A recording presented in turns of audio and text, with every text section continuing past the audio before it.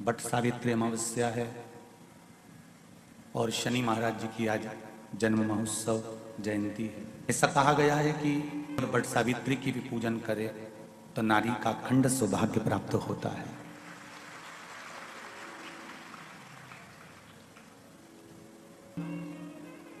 आज वट सावित्री और शनि महाराज की जयंती, ये त्रिवेणी स्नान के बराबर है।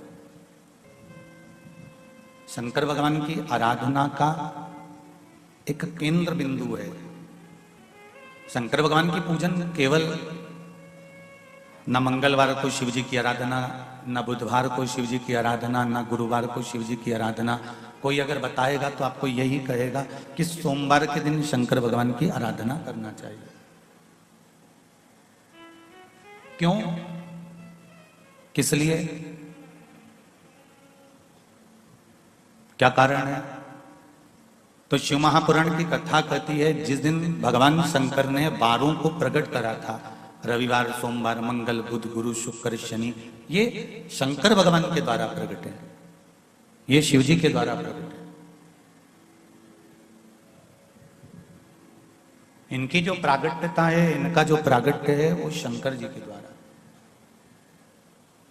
दिन, पल, घड़ी, नक्षत्र, समय, ये जितना भी बनाया है, घड़ी है, पल है, नक्षत्र है, समय है, ये सब मेरे देवाधिदेव महादेव ने बनाया है।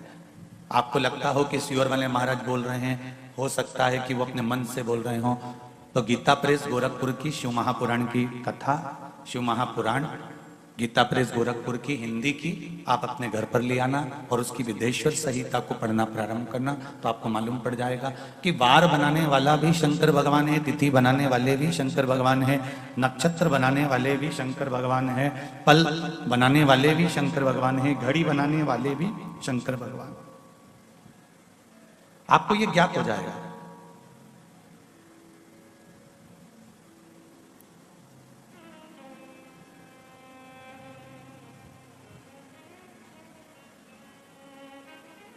सब कुछ उसी का बनाया हुआ है।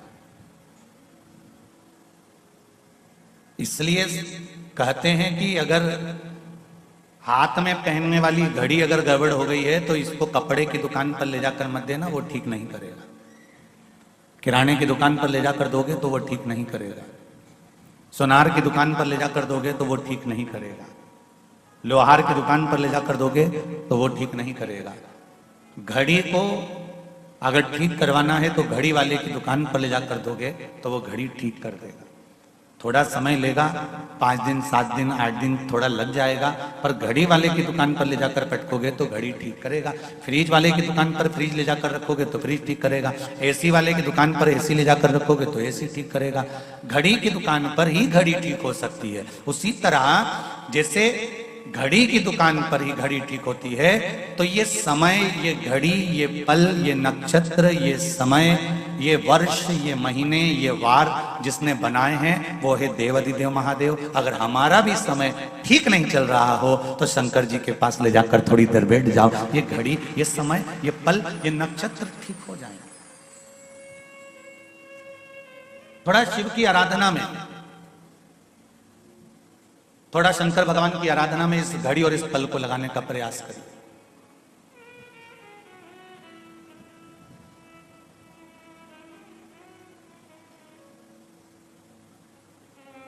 एक तेरे ही भरोसे बाबा, तेरे ही भरोसे हवा विच उड़ती जावांगी बाबा, डोर हथो छड़ी नामे कटी जावांगी।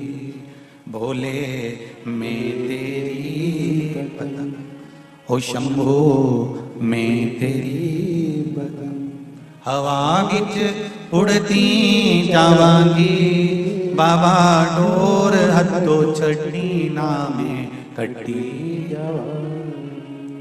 हमारा अगर समय बेकार चल रहा है, हमारा समय अनुकूल नहीं है, ठीक नहीं है, श्रेष्ठ नहीं है, कुछ उसमें गड़बड़ी चल रही है, तो जिसने बनाया है, जिसने निर्माण किया है, उस परमात्मा के पास ले जाकर रख दीजिए, उस परमात्मा के पास जाना शुरू कर दीजिए, तो वो इस मनुष्य देह की घड़ी को थोड़ा ठीक करना प्रारंभ कर देगा, मानव देह की घड़ी को श्रेष्ठ कर देगा।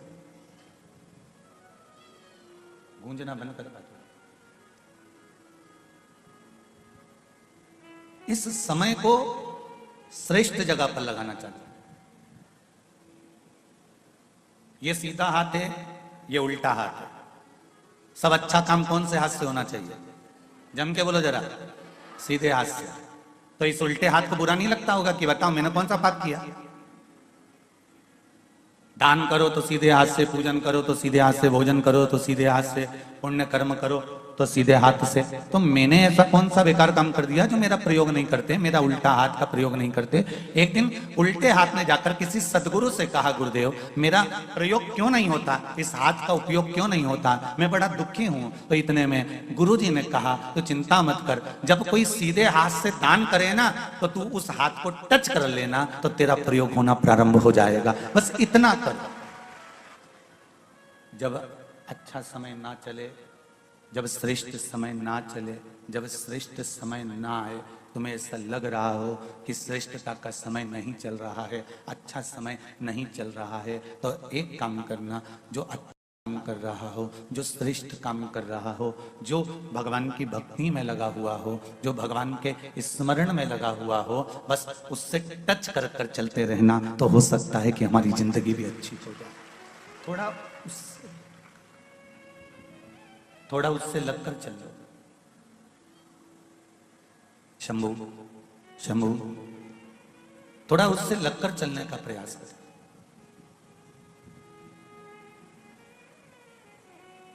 और जब किसी सत्कर्मी के साथ में, भजनावली के साथ में, कीर्तन करने वाले के साथ में, मंत्र जाप करने वाले के साथ में, स्मरण करने वाले के साथ में आप चलेंगे, तो जीवन की सार्थकता अपने आप बन जाएगी।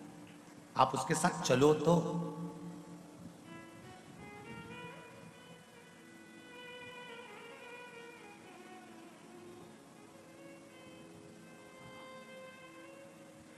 गंगा मैया के जल से कार्तिकेय बाबा की उत्पत्ति हुई, कार्तिकेय बाबा प्रकट हुए।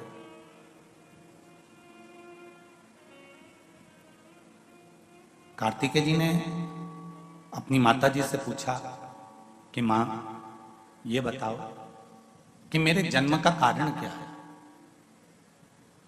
क्यों जन्मा हूं मैं?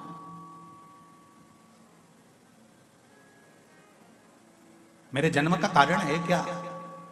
मेरे जन्म का कारण क्या हो? तो मां तुरंत बोली कि तुम्हारे जन्म का एक कारण है तारकासुर का संहार।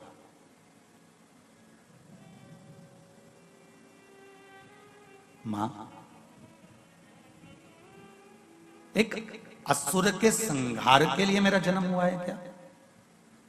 मेरे जन्म का कारण केवल एक असुर का संहार ही है, केवल एक असुर का संहार।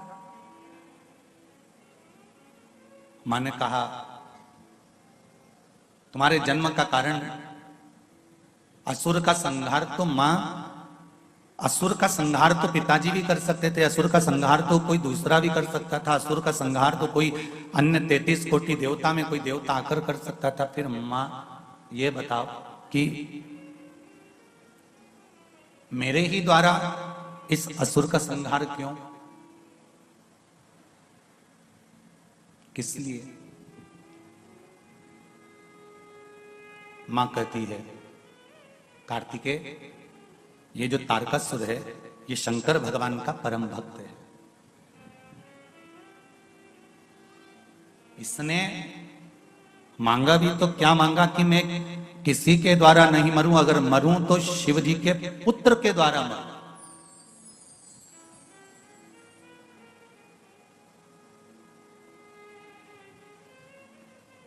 जो अच्छा होता है ना, वो अच्छा ही सोचता है, जो श्रेष्ठ होता है वो श्रेष्ठ ही सोचता है।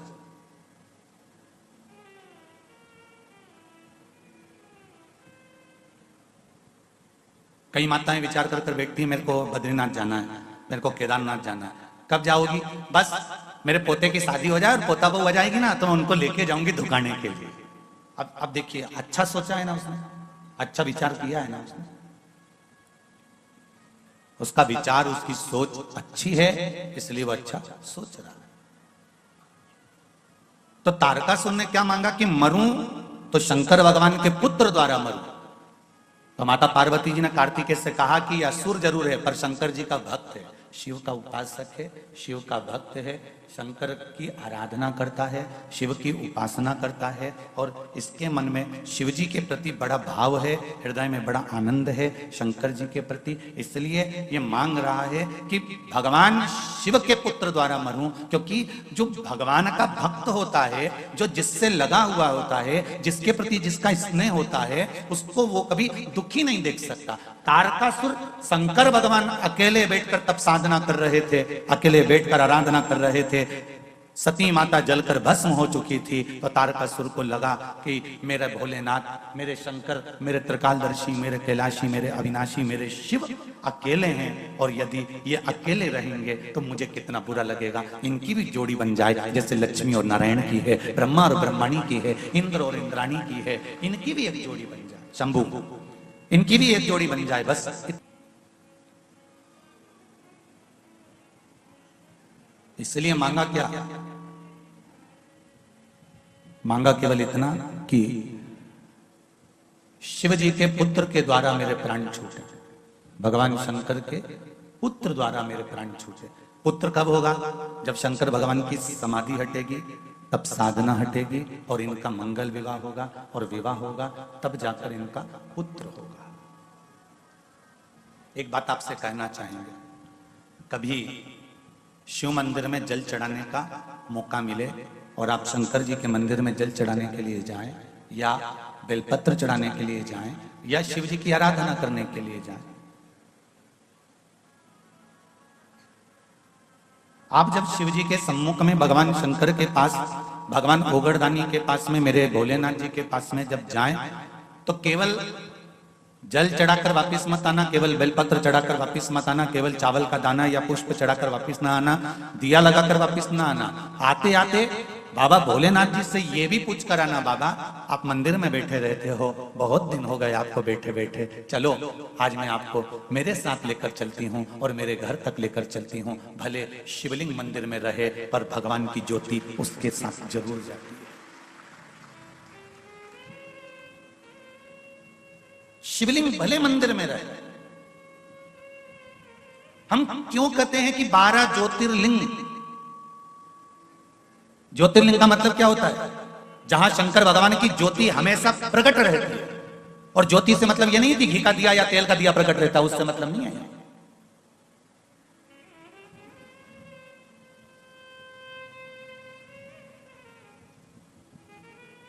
हम ज्योतिर्लिंग का मतलब क्या समझे? जहां पर भगवान शंकर की ज्योत जल रही है उसका मतलब ज्योतिर्लिंग? नहीं नहीं नहीं। जहां घी का दिया जल रहा है उसका ज्योतिर्लिंग? नहीं। जहां तेल का दिया जल रहा है उसका मतलब ज्योतिर्लिंग? नहीं। ज्योतिर्लिंग का मतलब होता है जहां पर शंकर पार्वती 24 घंटे उस भूमि पर, उस स्थान पर विद्यमान है। इसलिए कैलाश पर माता पार्वती जी ने जब एक प्रश्न किया था, तो अमरनाथ की गुफा में शंकर भगवान ने पार्वती को अमर कथा सुनाई थी, और उस अमर कथा में माता पार्वती जी ने एक प्रश्न किया था।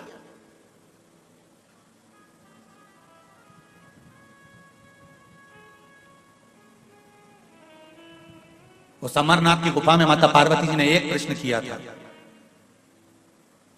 आप जिस स्थान पर विराजमान होते हो उस स्थान से आप कितनी देर के लिए ओझल होते हो, कितनी देर के लिए जाते हो? बहुत ध्यान से सुनना रे भाई। आप अगर 2 साल से, 3 साल से, 4 साल से, 5 साल से, 8 साल से अगर शिव महापुराण की कथा सुन रहे हो, तो उसमें आज की कथा बड़ी विशेषता में ध्यान रखना। सोमती अमावस्या नवग्रह शिव महापुराण की कथा हैदराबाद बाहेती परिवार द्वारा जो हो रही है उस पर ध्यान दीजिएगा। और अगर सुनने से वंचित रह जाओ तो बाद में सुन लेना, पर सुनना जरूर कथा। आप कितनी देर, कितनी घड़ी, कितने पल कितने क्षण, कितने समय आप किस जगह पर रहते हो? ये पार्वती जी ने अमरनाथ जी की गुफा में माता पार्वती ने शिव जी से प्रश्न किया, जिस समय पर अमर कथा बाबा देवादिदेव महादेव माता पार्वती को सुना रहे थे।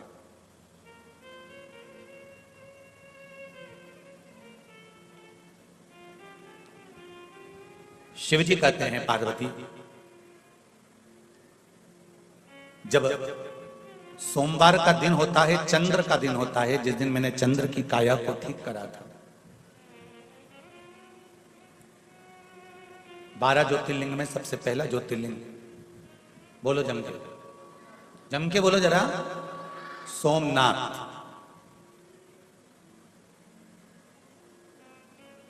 पहली गिनती में सोमनाथ जी को क्यों दिया गया?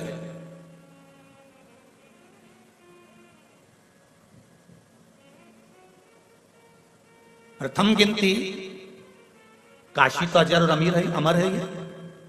काशी के शिवलिंग का निर्माण तो ना जाने कितने सतयुग, ना जाने कितने त्रेता, ना जाने कितने द्वापर, ना जाने कितने कलयुग निकल चुके हैं, तब भी काशी में शिवलिंग था। शंकर काशी में थे और शंकर काशी में हैं और शंकर काशी में रहे। ना जाने कितने सतयुग, कितने त्रेता, कितने द्वापर और कितने कलयुग निकल गए, काशी में शिव है, था और रहेगा, ये निश्चित है।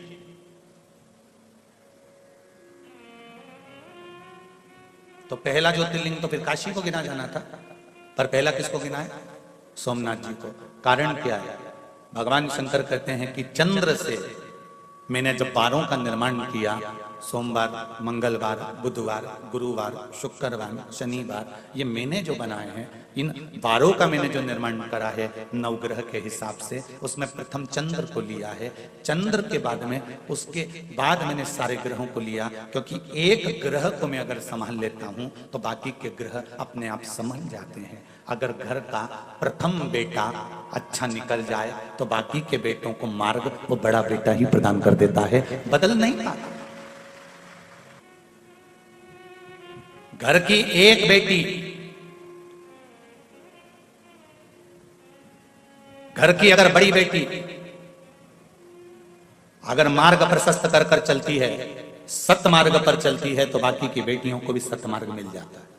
और यदि पहली बेटी ने ही सोच लिया कि मुझे तो उससे विवाह करना है, मुझे तो ऐसा करना है, तो बाकी की जो बेटियां हैं वो भी मार्ग से विभाजित हो जाती हैं।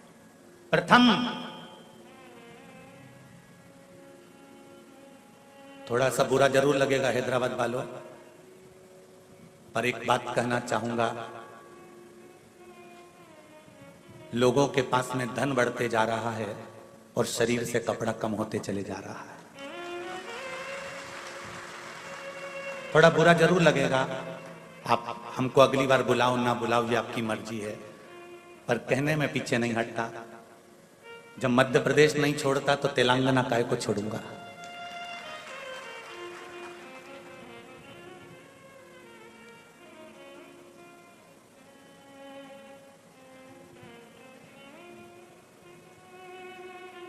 जब शरीर पर घाव हो जाता है ना,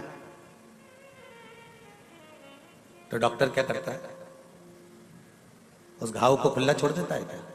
जम के तो बोलो नहीं। क्या लपेटता है? पट्टी। पट्टी घाव को ठीक करने का काम करती है क्या? नहीं। पट्टी घाव पर मक्खी ना बैठे, मक्खी ना भिन भिनाए, इसलिए बांधी जाती है।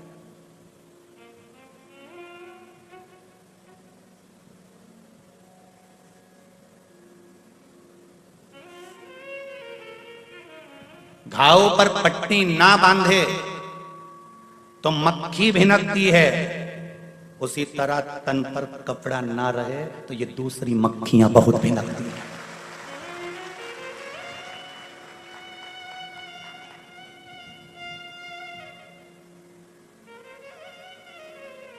फिर प्रशासन को दोष मत देना और पुलिस को दोष मत देना। बचपन से सिखाया जा रहा है। स्कूल में भी फर्स्ट एड बॉक्स रखकर सिखाया जाता है, मेडिकल बॉक्स रखकर सिखाया जाता है। छोटे छोटे बच्चों को सिखाया जाता है कि लग जाए घाव तो पट्टी बांधना, पट्टी से शरीर अच्छा नहीं होगा, पर मक्खी भिन भिनाना बंद कर देगी। उसी तरह तन अगर ढककर रखोगे तो ये बाकी की मक्खियां भिन भिनाना बंद कर देगी। ये निश्चित है, इसकी निश्चितता है। धन बढ़ा है पर तन पे से कुछ घटा भी है।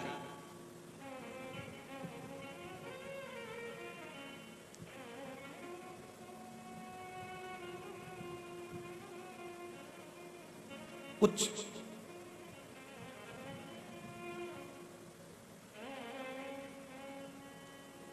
लोग कहते हैं प्रशासन ध्यान नहीं देता, पुलिस ध्यान नहीं देती। गलती किसकी है? बोलो तो। ये मक्खियां झूम क्यों रही हैं? घाव खुला है, घाव खुला है इसलिए मक्खियां झूम रही हैं। एक बात पहले कही थी, आपको ध्यान में होगी। शिव महापुराण की कथा सीहोर कुबेरेश्वर धाम से जड़ वृक्ष शिव महापुराण की कथा कही थी। अगर आप लोगों ने सुनी होगी तो स्मरण में होगा। तुलसी का पौधा लाओ और पौधे को ऐसे ही खुला छोड़ दो, उसमें मिट्टी मत डालो, तुलसी का पौधा पनपेगा? जम के तो बोलो नहीं। बेलपत्री के पौधे को लाओ, उसकी जड़ पर मिट्टी मत डालो, बेलपत्री का पौधा पनपेगा? बोलते जाओ जरा जल्दी जल्दी। नहीं। पीपल का पौधा लाओ, उसकी जड़ पर मिट्टी मत डालो, क्या पीपल का पौधा पनपेगा? नहीं। गुलाब के पौधे को भी लाओगे तो उसकी जड़ को मिट्टी से दबाना पड़ेगा। पीपल का पौधा लाओगे तो उसकी जड़ को मिट्टी से दबाना पड़ेगा। बेलपत्री का पौधा लाओगे तो उसकी जड़ को मिट्टी से दबाना पड़ेगा। जब जड़ मिट्टी से ढकी हुई रहती है तो वो वृक्ष पनपता रहता है। उसी तरह मनुष्य की भी जड़ है नाभि, जब तक ये कपड़े से ढकी रहती है तो मनुष्य भी बढ़ता रहता है। पर आजकल फैशन है साहब, कपड़े वैसे होना चाहिए कि जड़ भी दिखना चाहिए, नाभि नजर आना चाहिए। पर सनातन धर्म कहता है, मेरा सनातन धर्म वर्णन करता है कि पौधे की जड़ ढकी होती है तो पौधा तरक्की करता है। और जिस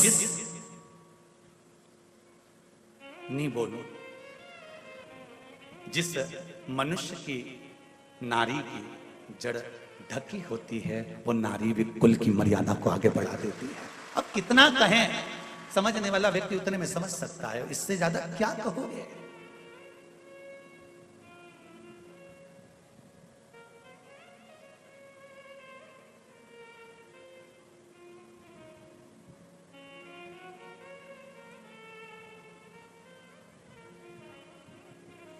हिंदुस्तान की पहचान किन दो चीजों से करी जाती है? चलो बोलो जल्दी उत्तर दो। बहुत विद्वान लोग बैठे हैं हैदराबाद की कथा में, जरा बोल दो जल्दी से।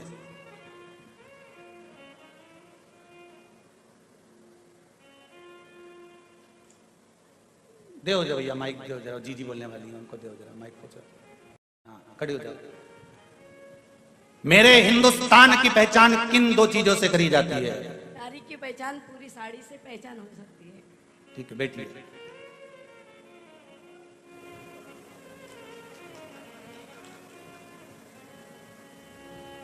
इधर दो माइक को, जी बोलने वाली। हाँ खड़े हो जाओ खड़े जल्दी। देव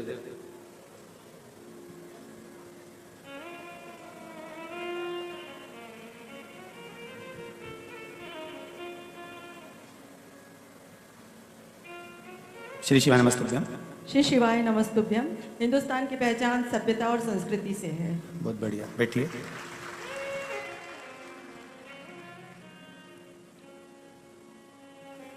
हिंदुस्तान की पहचान किन दो चीजों से करी जाती है? जिह्वा पर हिंदी और माथे पर बिंदी से करी जाती है।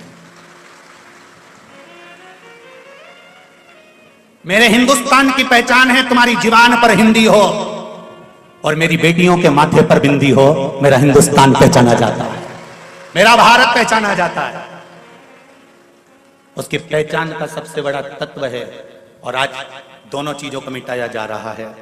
हिंदुस्तान के लोग हिंदी को मिटाने के लिए लगे हुए हैं और मेरे हिंदुस्तान की बेटियां माथे पर बिंदी मिटाने को लगी हुई हैं। मेरा निवेदन है, अगर बन सके तो दोनों को बरकरार रखना, जीवान पर हिंदी रखना और सिर पर बिंदी रखना, मेरा हिंदुस्तान पहचाना जाएगा।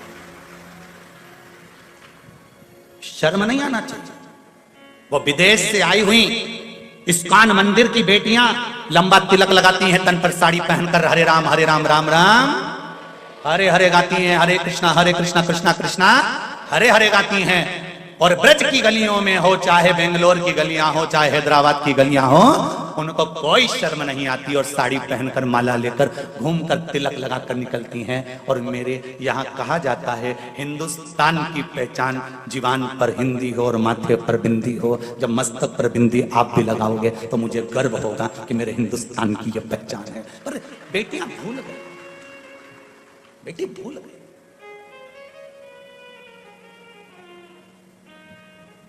धन बढ़े तुम्हारे यहाँ, हम मना नहीं। हम तो इस व्यासपीठ से भगवान से कहना चाहेंगे कि आपको भगवान इतना धन दे, इतना धन दे, इतना धन दे कि तुम दोनों हाथों से, जैसे आज बाहेती परिवार शिव महापुराण की कथा करवा रहा है, बाबा से विनती करें हम तो कि आपको इतना दे कि आने वाले समय में आप भी हैदराबाद में शिव महापुराण की कथा करवा। भगवान इतना दे, पर निवेदन है, धन तो बढ़ रहा है पर तन पे से वस्त्र घट रहा है। ऐसा धन फिर किसी काम का नहीं जो तन के वस्त्र को कम कर दे। महाराज प्रथम नवग्रह शिव महापुराण की कथा चल रही है, थोड़ा ध्यान लगाकर सुनिएगा। और अगर आपको जिंदगी में अच्छा लगे तो इस हिंदुस्तान की दो पहचान को अगर अच्छा लगे तो टीवी के माध्यम से काट कर व्हाट्सएप पर, इंस्टाग्राम पर जरूर सबको भेज देना कि मेरे हिंदुस्तान की दो पहचान है। एक जीवान पर हिंदी और जम के बोलो माथे पर बिंदी, ये मेरे हिंदुस्तान की पहचान है।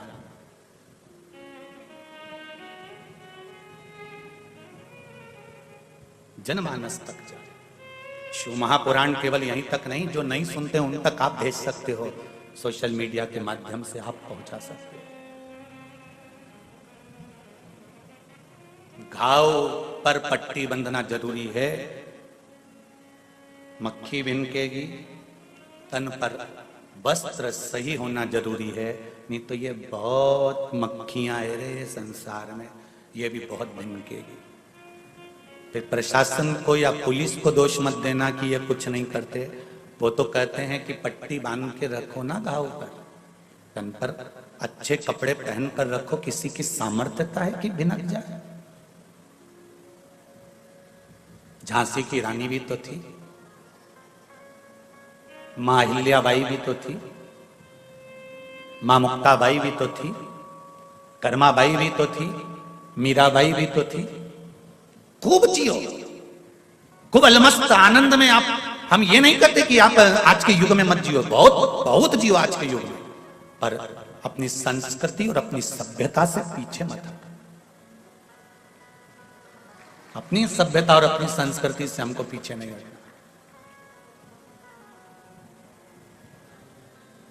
भगवान से हम तो ये कहो रोज प्रतिदिन, बाबा मेरे देव अधिदेव महादेव, विनती करती हूं आपसे, आज अमावस्या का दिन है, बाबा बस इतनी विनती करना कि किसी की गरज ना रहे और किसी का करज ना रहे। हाथ जोड़कर भगवान से विनती करना, भोलेनाथ इतनी कृपा करना कि किसी की गरज नहीं रहे, हाथ नहीं जोड़ना पड़े किसी के आगे कि भैया मेरा ये काम कर दो, भैया मेरा ये काम कर दो, भैया मेरा ये काम कर दो। किसी की गरज ना रहे और माथे पर किसी का करज ना रहे। भोलेनाथ जब प्राण त्याग कर जाऊं तब अलमस्त होकर भगवान का भजन करती करती जाऊं, कोई चिंता नहीं। ना गरज, ना तो मैंने उससे कहा कि मेरा यह काम कर दे, ना मुझे किसी की गरज की जरूरत पड़ी, ना मैंने किसी से कहा कि मेरा यह काम करना। कहा तो मेरे भोलेनाथ जी से कहा तो मेरे शंभू से कहा तो मेरे ओघरदानी से कहा तो मेरे शंकर से कहा। गरज और करज मुझे किसी का भी ना रहे, इतनी कृपा करना बाबा। ना गरज रहे ना करज रहे। नीति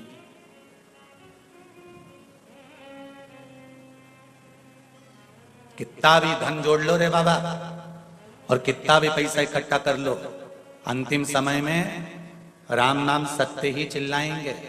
जो लेकर जाएंगे वो ये नहीं चिल्लाएंगे करोड़पति मरा है तो जम के चिल्ला हाय धन हाय धन हाय धन हाय धन, ऐसे चिल्लाता है कोई? अरे बोलो तो जम के।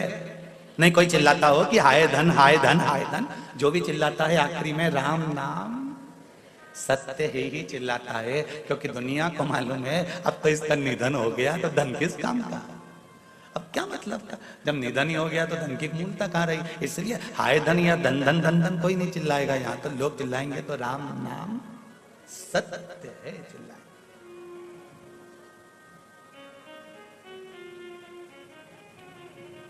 गिरा दिया।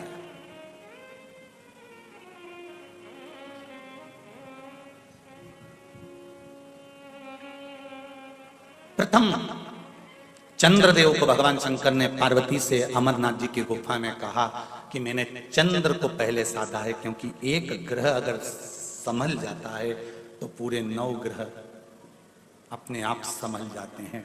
घर का प्रथम बेटा, घर की प्रथम बेटी अगर संस्कारवान निकल जाती है तो ये निश्चित है कि बाकी के बच्चे भी संस्कारवान निकल जाएंगे। प्रथम को संवारा है, प्रथम।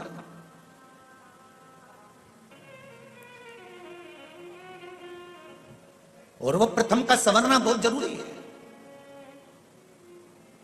वो प्रथम का संवार लेना बहुत जरूरी है।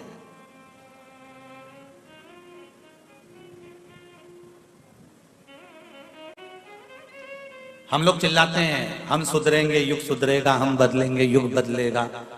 धर्म की, अरे बोलो तो, अधर्म का, प्राणियों में, विश्व का, गौ माता की जय। ये चिल्लाते चिल्लाते पूरी जिंदगी निकल गई। हम बदलेंगे युग बदलेगा। हमको देखकर दुनिया जीना चाहती है तो हम क्यों ना बदलें?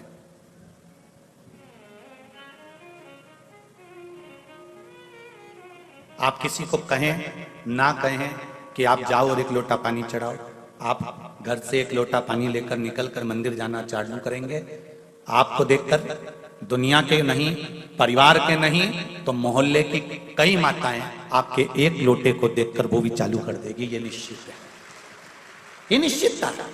एक पत्र आया देखिए, बड़ा सुंदर है।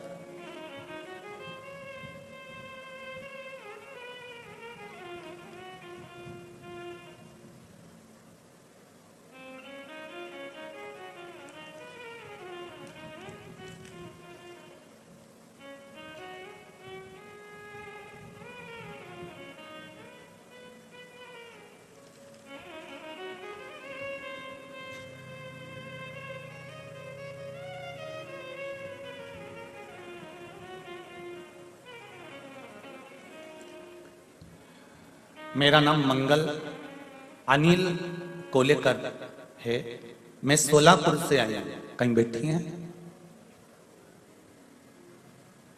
कहीं बैठे हो तो हाथ जरूर हिलाइएगा। आप ही हैं? दोनों हाथ हिला दीजिए। हर हर महादेव। गुरुदेव, मैं सीहोर कुबेरेश्वर धाम में आई थी, आज मैं हैदराबाद कथा सुनने आई हूं। मुझे पहले से पेट में किडनी में स्टोन डॉक्टर ने बोला था। जो मैंने बाबा से विनती करी थी कि मेरे अगर भोलेनाथ की कृपा करें और मैं कुबेरेश्वर धाम से जो रुद्राक्ष लाई उसका मैं पानी पीऊं और मेरी जो किडनी के पास में स्टोन है, पत्थर है, वो गल जाए, निकल जाए तो मैं पशुपति व्रत करूं। ये मैं कुबेरेश्वर धाम में बोलकर आई थी और बाबा ने ऐसी कृपा करी। डॉक्टर ने कहा था पथरी बड़ी है, स्टोन बड़ा है और किडनी के पास में है तो नुकसानदायक है, पर वो रुद्राक्ष का जल मैंने पीना चालू करा और बाबा की कृपा से मैंने कहा था पशुपति व्रत जब करूंगी जब मेरा ये स्टोन निकल जाएगा, और मेरे खून के माध्यम से वो स्टोन निकल गया और जांच कराया तो उसमें अब स्टोन नहीं है और मैंने पशुपति व्रत प्रारंभ किया। ये बेटो हर हर शिव कृपा। आपका विश्वास, आपका भरोसा, आपकी दृढ़ता, आप स्वयं शिव का भजन करो ना। आप करोगे दूसरा स्वयं करेगा।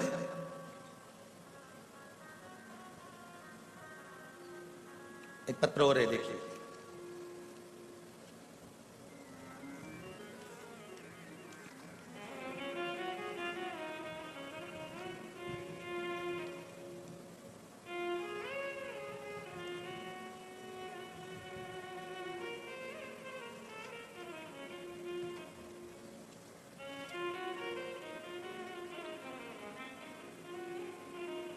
मेरा नाम रत्ना सिंह है। मैं धूलपेट निवासी हैदराबाद से हूं। कहीं बैठी हैं?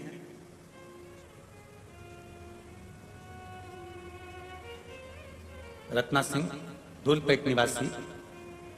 मुझे 2 बेटे हैं और मुझे हमेशा से एक बेटी की इच्छा थी।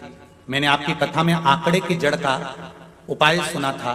मेरी मासी को कोई संतान नहीं थी, तो मैंने उन्हें भी ले जाकर यह उपाय किया और मैंने अपने लिए भी पुत्री के लिए, लड़की के लिए मनोकामना की।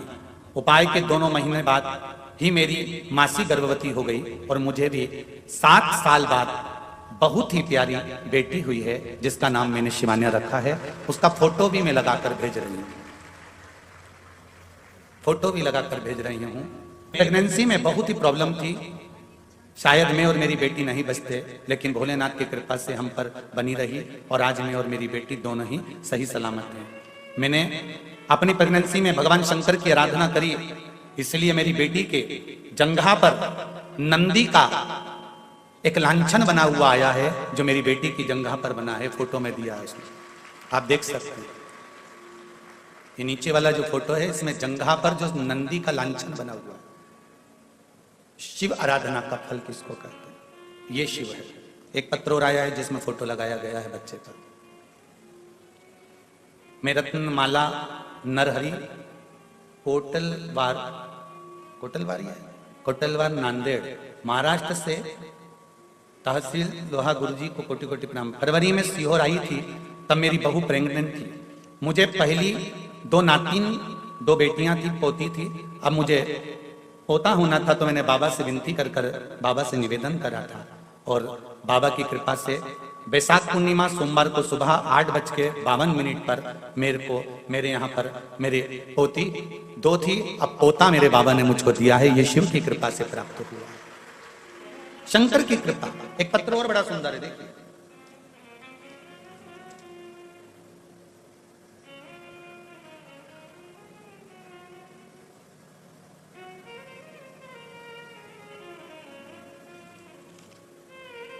रजनीकांत भट्ट, बिटिया छवि वेदिका भट्ट, मंदसौर मध्य प्रदेश से आई हैं। आप हैं? श्री शिवाय नमस्तुभ्यम।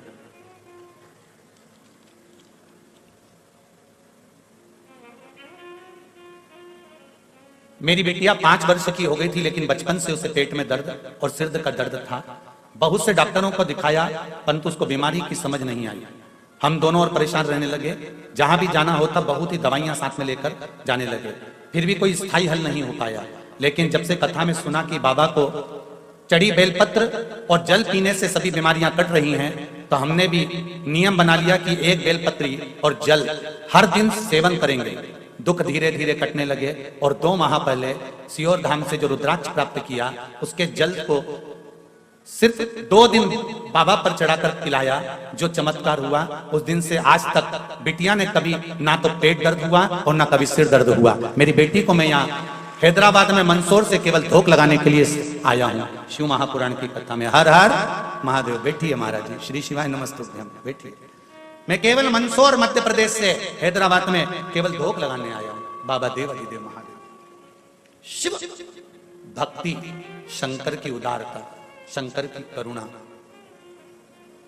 ये कोई साधारण नहीं है। तेरी कृपा बिना न हिले एक भी अणु, लेते हैं श्वास तेरी कृपा से। हे गंगाधार मुक्ति द्वार ओमकार, आयो शरण तिहारी शंभो तार तार। शिव की आराधना से जो सुख मिलता है वो कहीं नहीं मिल सकता। सारी समस्या का हल एक लोटा जल, फिर दुनिया चाहे कितना भी विरोध करे, चाहे दुनिया कितने भी अपशब्द कहे, चाहे दुनिया कितना भी ताना दे, किसी को हार्ट अटैक दिया गया, डॉक्टर अपना काम करेगा। तुम एक बार लोटा लेकर पानी लेकर शिव के मंदिर तो जाओ। जिसकी हालत वेंटिलेटर पर पड़ा हुआ है, उसका नाम और गोत्र बोलकर बाबा से दिल से कहकर, बाबा उसके छोटे बच्चे हैं, बचा लो ना उसको। जब राजा श्वेत के प्राण आप बचा सकते हो, तो क्या इसके प्राण नहीं बचा सकते? दिल से गणेश कार्तिकेय पर जल चढ़ाकर, अशोक सुंदरी पर जल चढ़ाकर, जया विषहरा के कमंडल को देखते हुए, जलाधारी को देखते हुए शंकर के शिवलिंग पर जल चढ़ा दो। विश्वास कहता है वो वेंटिलेटर से नीचे उतरेगा और बाबा कृपा करेगा। दिल से कहना पड़ेगा, तार बिछाने से कुछ नहीं होगा, कनेक्शन जोड़ना पड़ेगा।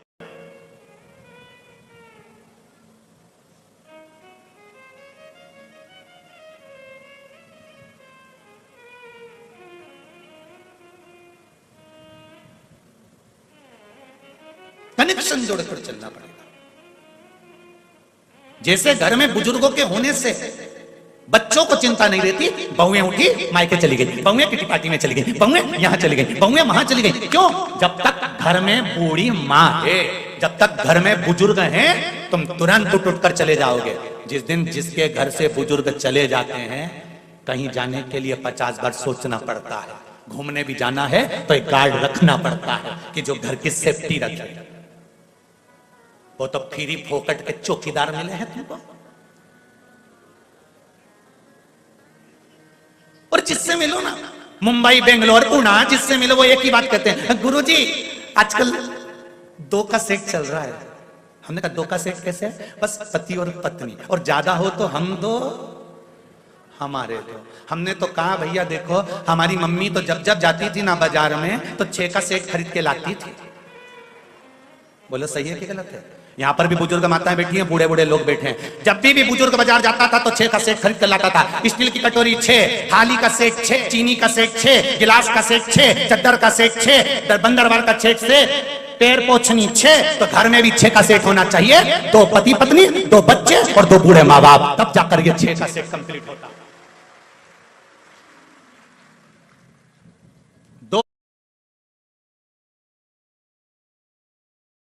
के सेट से और 4 के सेट से मेहमान ज्यादा आ जाएंगे तो खाना कैसे खिलाओगे जीजी? 2 कटोरी के दूसरे के यहां से मंगने जाओगी जीजी, कि 2 थाली दूसरे के यहां से मंग कर लाओगी? परिवार में 6 का सेट बनाना चालू करो कि 2 मेरे माता पिता, 2 हम। अब तो बोलो 2 छोरा छोरी, हो गया 6 का सेट पूरा। पहले की बुजुर्ग माता यहाँ बैठी है, बोलो तो जीजी तुम बुजुर्ग जितने बैठे हो, सही ईमानदारी से बोलो, पहले कटोरी लेके आते थे कितनी लाते थे? अरे बोलो जम के, कितनी लाते थे? 6। थाली कितनी लाते थे? 6। कन्यादान में भी देते थे तो कभी 1-2 नहीं दी, 6 का ही सेट दिया। गिलास 6, कटोरी 6। ना जाने किसने लाके छोड़ दिया। हम 2, हमारे 2। मेहमान ज्यादा आ जाए तो थाली धो, भाई वो खा ले, उसके बाद धो के दूसरे को दे। सीधी बात है, अगर मेहमान ज्यादा आ जाए तो फिर थाली धो के उसको दो। पर यहाँ तो शिव पुराण कह रही है, मेरा शंभू की कथा कह रही है, मेरी शंकर की कथा कह रही है। सेक पूरा रखो रे घर के अंदर, सेक पूरा होना चाहिए।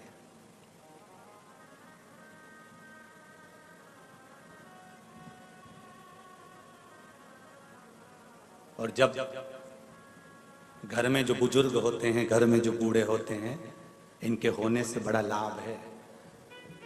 केला खाया है कभी तुम लोगों ने? तो केले का जो छिलका होता है ना, वो काला पड़ जाता है, पर अंदर का केला बेकार होता है क्या? नहीं, छिलका भले गड़बड़ हो जाएगा पर अंदर के भाग को, अंदर के जो केला है उसको वो बेकार नहीं होने देता। उसी तरह घर के जो माता पिता हैं वो केले के छिलके की तरह हैं। वो भले अवस्था गलती चली जाती है, शरीर ढलता चले जाता है, पर अपने बेटे और बेटी को कभी तकलीफ नहीं आने देते। ऐसे केले के छिलके, माता पिता नहीं है, वो केले के छिलके हैं जो केले को बेकार नहीं होने देते। उसी तरह घर के बुजुर्ग, घर के बड़े आपको कभी बेकार नहीं होने देते।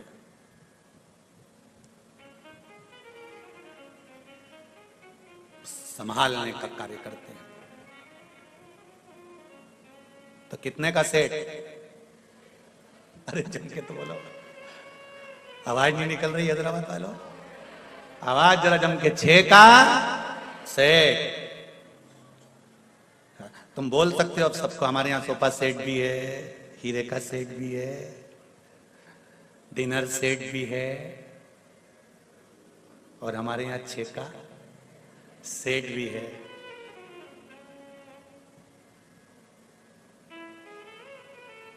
नहीं तो आज का जमाना सोफा सेट भी है, डिनर सेट भी, हीरे का सेट भी है, सोने का सेट भी है, बस आदमी अब सेट है। जमाना बड़ा विचित्र है। सेट रखना है। पार्वती जी ने फिर शिव जी से कहा, प्रथम चंद्र को आपने पकड़ा,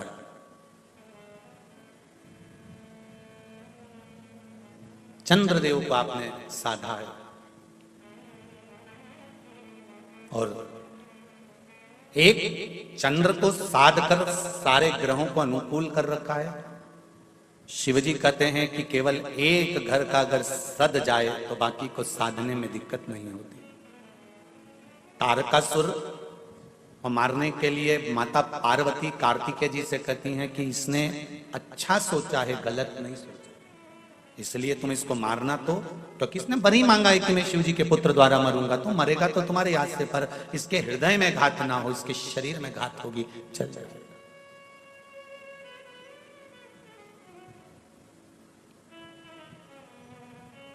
इसके हृदय में घात ना हो, शरीर में घात होगी तो चल जाए। तारकासुर के प्राण छूटे, शरीर नीचे गिरा। तारकासुर के प्राण छूटते से ही तारका मुस्कुराया, और मुस्कुराने का कारण केवल एक ही था कि जिस शिव की आराधना मैंने जिंदगी में करी, वही शंकर के पुत्र ने मुझे शिव धाम पहुंचा दिया। इससे बढ़कर सुख हो क्या चाहिए? जितने लोग आस्था चैनल पर कथा सुन रहे हैं, फेसबुक यूट्यूब पर कथा सुन रहे हैं और इस पावन प्रागण्य में कथा सुन रहे हैं, उनसे निवेदन करूंगा, बहुत भटक लिए थे अपन, सारी दुनिया में भटक रहे थे। किसको भजें, किसको भजें, किससे कहें, किससे ना कहें, ना जाने कितनी कितनी जगह पर जाकर सिर रगड़ा होगा, ना जाने कितनी जगह बाबा जोगियों के चक्कर में पड़ गए होंगे, ना जाने कितने प्रपंच में पड़ गए होंगे, पैसे पे पैसा बर्बाद कर दिया होगा। पर अब हमको किसी के चक्कर में नहीं पड़ना, हमको तो उसके चक्कर में पड़ना है कि जिसने स्वयं कह रखा है कि मेरा तो चक्कर भी मत लगाना। सारे देवताओं की परिक्रमा होती है, शंकर जी की होती है क्या? नहीं। शिवजी कहते हैं कि मेरे चक्कर में भी मत पड़ना, बस इतना याद रखना कि मैं जिस मस्ती में जीता हूं उस मस्ती में अपनी जिंदगी को जीना। कंठ में जहर है, मुख में राम का नाम है, सिर पर गंगा जी धरी है, पास में पार्वती गणेश कार्तिकेय सब बैठे हुए हैं, ऐसी मस्त जिंदगी जीना।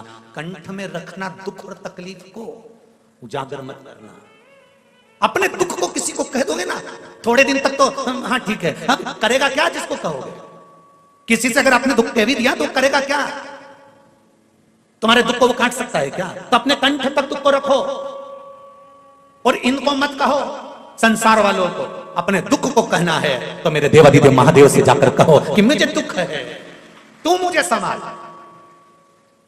अब कोई नहीं मेरा। भोलेनाथ दया करना, मैं तेरे भरोसे, मेरे बाबा दया करना, मैं तेरे भरोसे। उससे कहो, परिवार वालों से कहोगे अपना दुख थोड़े दिन सुनेंगे, इस कान से सुना इस कान से निकाल देंगे, कर तो रहे हैं, टेबलेट दे तो रहे हैं, डॉक्टर को दिखा तो रहे हैं, सारी तो जांच करवा ली, अब हम क्या करें, क्या हम मर जाएं? परिवार वालों से कहोगे तो एक ही बात कहेंगे, हमने सब तो कर रहे हैं, आगे बढ़कर तुम्हारी बहुत सेवा कर रही है, आगे बढ़कर तुम्हारे लिए रोज डॉक्टर आ रहा है, इंजेक्शन लगा कर जा रहा है, ये कर रहे हैं, जांचें करा रहे हैं, ये कर रहे हैं, वो कर रहे हैं। घर के लोग तो तुमसे इतना ही कहेंगे कि हम सब कुछ कर रहे हैं।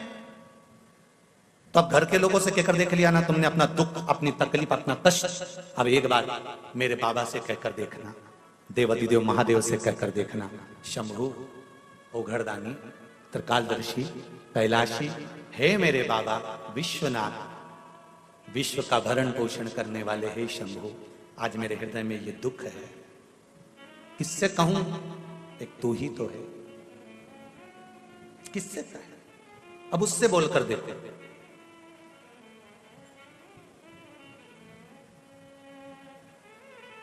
घर से निकलो तो श्री शिवाय नमस्तुभ्यम या पंचाक्षर नमः शिवाय या षडाक्षर ओम नमः शिवाय या द्वादशाक्षर ओम नमो भगवते वासुदेवाय या 2.5 अक्षर का कृष्ण या 2 अक्षर का राम कहते हुए निकलो।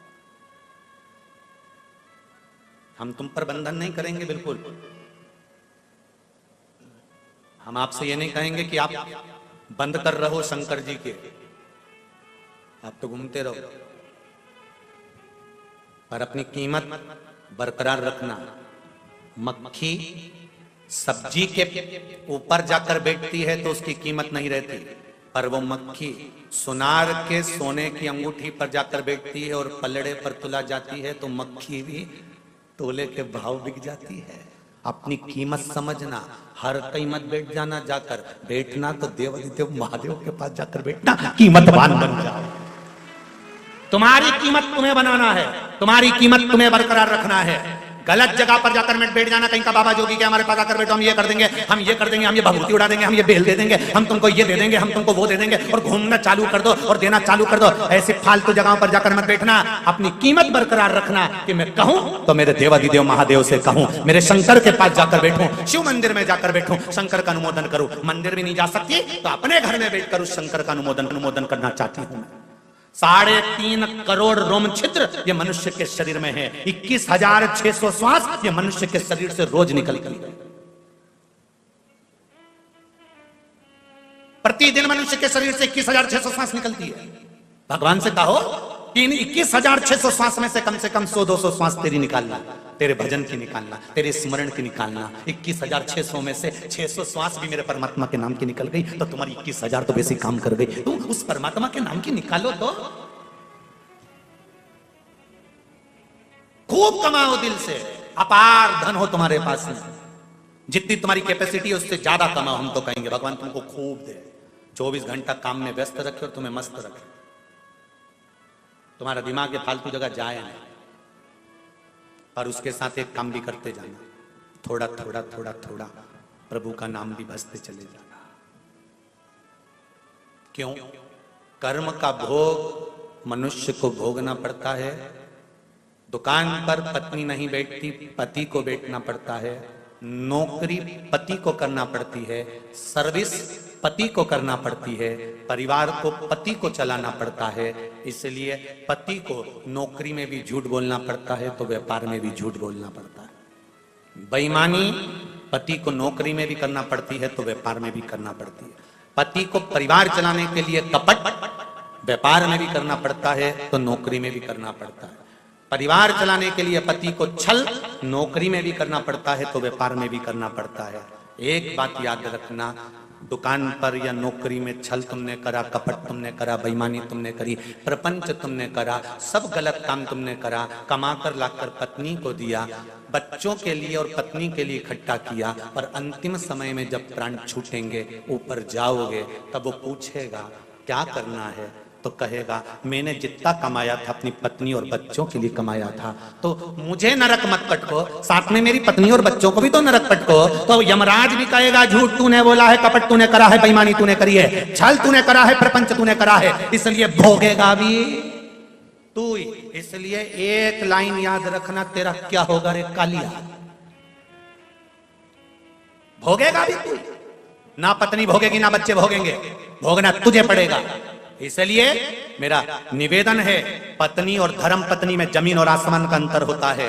पत्नी पति को पतन के रास्ते पर ले जाती है, सिनेमा घर ले जाती है, पार्टियों में ले जाती है और मायके ले जाती है। धर्म पत्नी पति को शिव महापुराण तक और धर्म के पथ तक लेकर जाती है।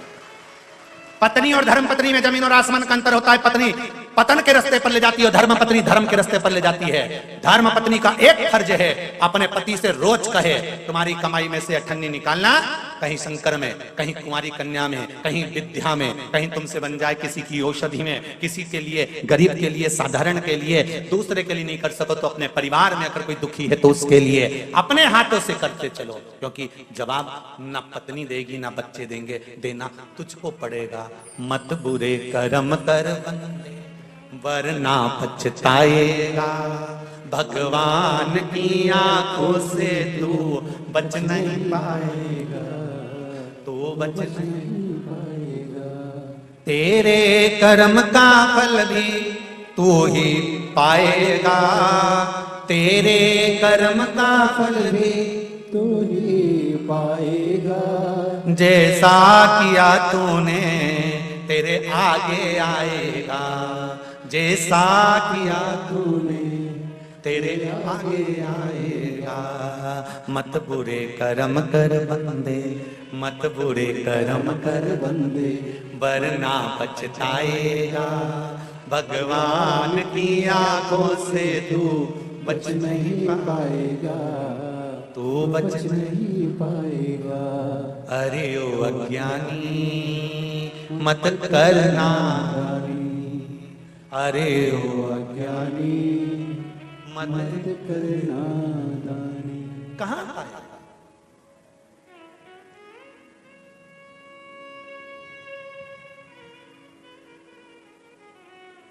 कैसे मिलेगा? ये एकादशी क्यों आती है?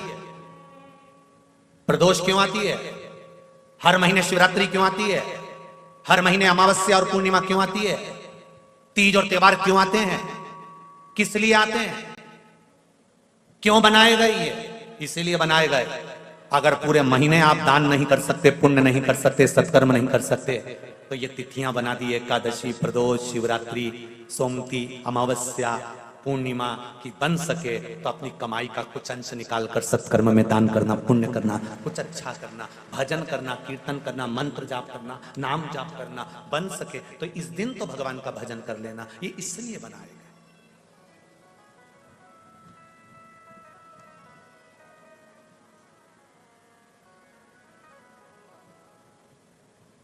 कोई जरूरी नहीं है कि तुम 24 घंटा भगवान का भजन करो, कोई जरूरी नहीं है कि 21,600 श्वास तुम भगवान के नाम की जपते ही रहो।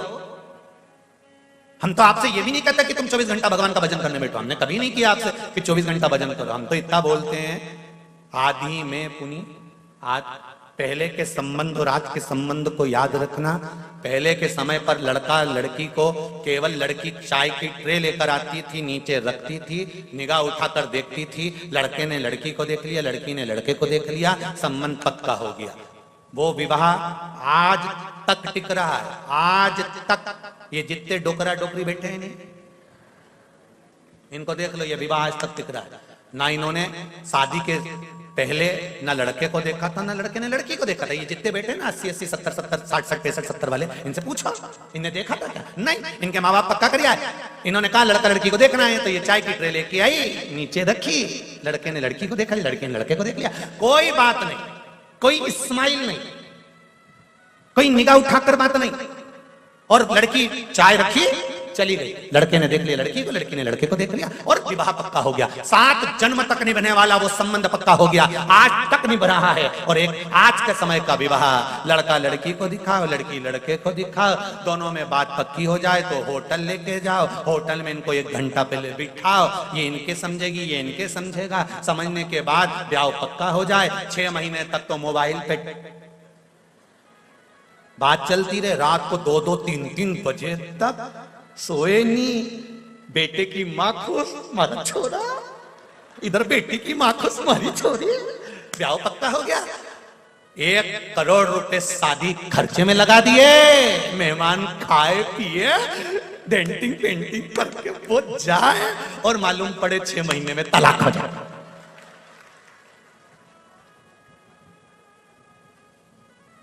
फिर कौन सी शादी अच्छी थी, पहले की अभी की? अरे नहीं बोलो तो जरा दिल से, फिर तो पहले की अच्छी थी। तो वही तो शिव महापुराण की कथा कर रही है। 2 घंटे तक माला लेकर बैठे हो, 4 घंटे तक मंदिर में बैठे हो, 5 घंटे तक पाठ कर रहे हो, 6 घंटे तक पूजन कर रहे हो, 7 घंटे तक ये कर रहे हो, कहीं वो कर रहे हो। भगवान कह रहा है इतना टाइम मेरे पास बर्बाद मत कर, पहले की शादी याद कर, निगाह मिली और पक्का 2 मिनट मेरे पास आ और दिल से मुझे दर्शन देकर चले जा। जा, एक लोटा पानी सारी समस्या का हल। एक लोटा चढ़ाया, ना जी भर के देखा, ना कोई बात की, बड़ी आरज़ू थी मुलाकात की। बस जल लिया, चढ़ाया। घर के लोग कहें कि 4 घंटे मंदिर में अपन को बैठना भी नहीं तो लोग टोकने लगेंगे, मंदिर में क्या कर रही है, इतने घंटे तक क्यों बैठी है, तुम तो लोटा भर के ले जाओ। श्री शिवाय नमस्तुभ्यम। शिव जी को प्रेम से स्पर्श करो और थोड़ी सी स्माइल देकर कह दो कैसे हो महादेव, और कह देना चल रहे हो क्या घर, जा रही मैं, हमारी बहू है ना, ज्यादा देर बैठ जाऊंगी ना तो लड़ने बैठ जाएगी, इसलिए मैं तो चल। शिव जी से कहा और सीधे शंकर जी भी पार्वती से कहेंगे गजब की आई रे कमला, गजब की आई, सीधी आती और मेरे से बात करके चली जाती है। पार्वती जी भी थोड़ी थोड़ी ईर्ष्या रखने लगेगी, तुम बहुत बात करने लगे हो आजकल, क्या बात है। दिल से तो कहो परमात्मा मेरा परमात्मा है।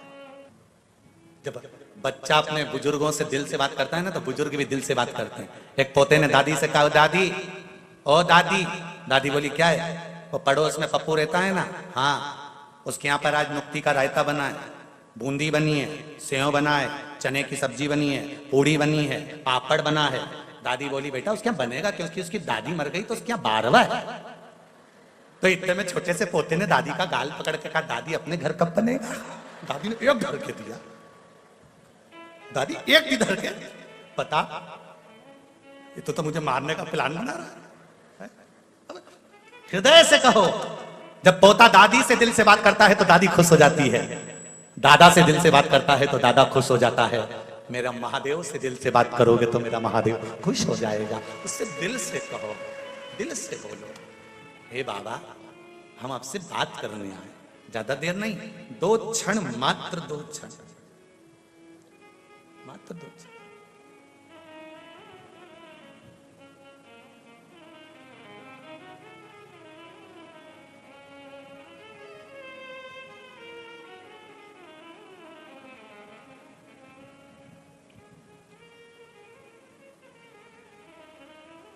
महाराज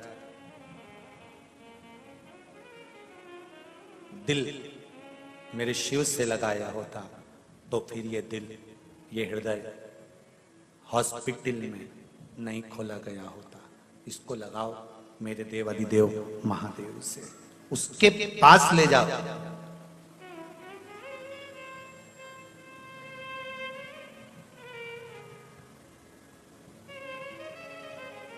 उसके नजदीक ले जाओ।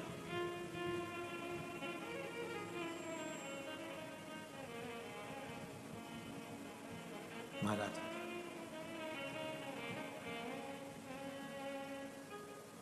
और जब ये मन, ये चित्त, ये हृदय शंभू से लग जाता है फिर भटकता नहीं है।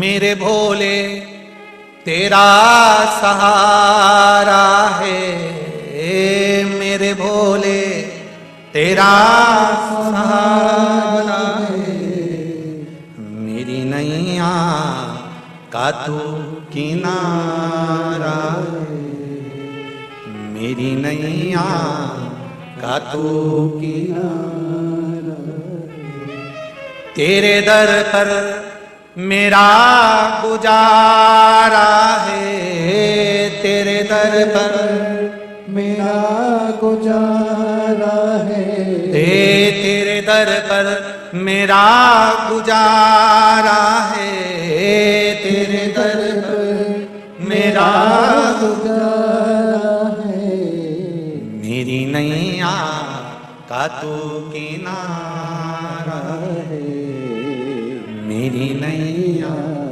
का तू किनारा है, मेरे भोले तेरा सहारा है, मेरे भोले तेरा सहारा है, कदू किनारा है, मेरी नैया कदू किनारा है। बाबा हृदय से कहा गया, सुनते जरूर। तारकासुर के प्राण छूट गए। तारकासुर के 3 पुत्र हैं, तारकाक्ष, विदुन्माली और कमलाक्ष। 3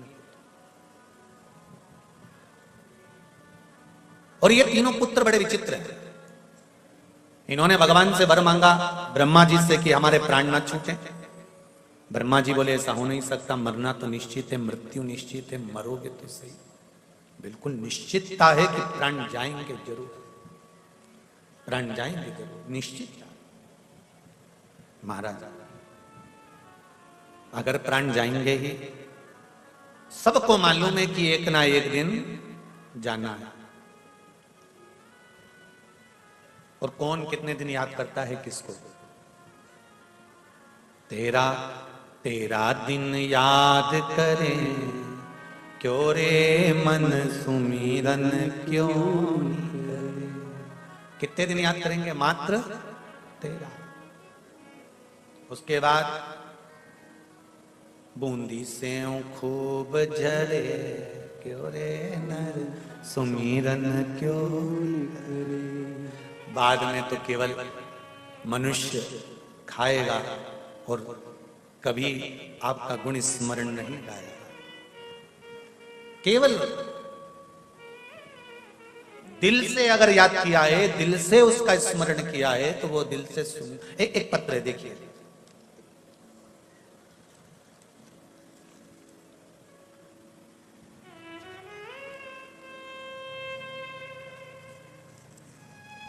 श्री श्याम सुंदर जी तिवारी, धर्मपत्नी पद्मा तिवारी, कोतापेट, आर के पुरम। कहीं बैठे हैं? बैठे हो तो हाथ हिलाइएगा। आप ही हैं? हाथ हिलाओ जरा। हर हर महादेव। गुरुदेव, कल हमने कथा सुनी। आपने कहा था कि ये बेलपत्री जो है वो औषधि का कार्य करती है, शिव महापुराण पर चढ़ी। हम बाबा से कहकर गए कि हमारे पति को पथरी है और बहुत बड़ा स्टोन है, तकलीफ रहती है।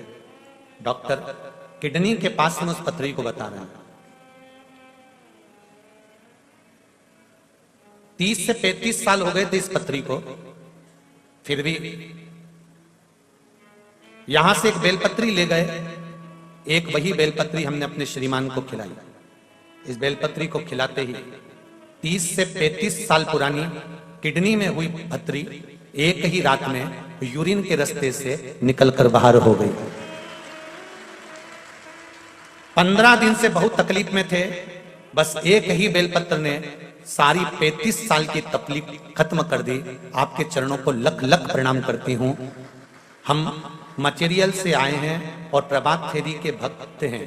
आपका आशीर्वाद दीजिएगा कि हम प्रभात फेरी करते रहे। श्री शिवाय नमस्तुभ्यम। बैठिए। हर हर महादेव। एक बेलपत्र में, अब ये कब खिलाई? कल।